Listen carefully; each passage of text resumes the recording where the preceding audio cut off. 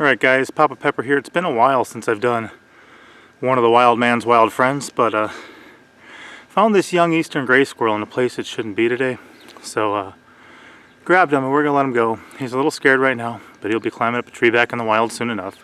So eastern gray squirrels are found across the eastern United States, up into Canada. They're a tree squirrel. They're one of the few mammals that can climb down a tree head first.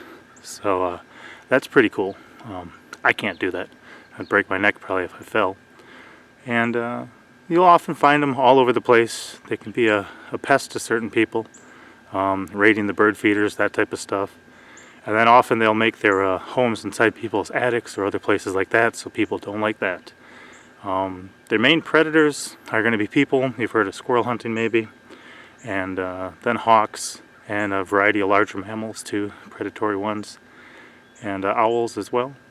So they mate, they can breed twice a year, and what most people don't realize, because they're up high in the trees and those big clusters of sticks that they make their little nests out of, is when they're born, they don't have their eyes open, and also they're completely hairless. So they're just little pink guys when they're born. And if you look at this guy, you can see his teeth a little bit there.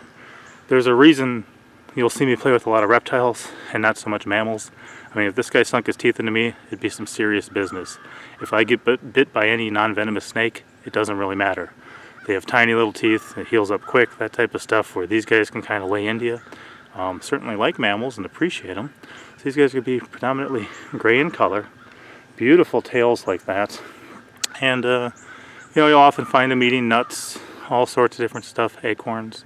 And then they actually are responsible for planting a lot of trees too, because they'll take their nuts, which are seeds, and they'll go hide them somewhere and bury them, and then they forget about a lot of them, and they just come back and really just provide food for the coming generations of these guys. Now these guys have been introduced around the world. I think South Africa, I know Europe for sure. They were introduced in Australia, and I think they eradicated them back in the 70s.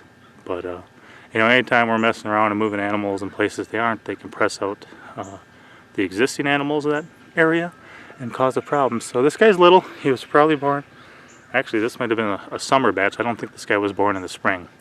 But Monster Truck and I saw him running around in some building stuff, and figured, you know what, let's get him out of here back to the wild. And I thought, well, I'll pause for a minute and make a nice little video. So beautiful white belly, so soft. And again, sometimes people do domesticate these to a bit, where they raise them up from babies and they let them kind of become their pets.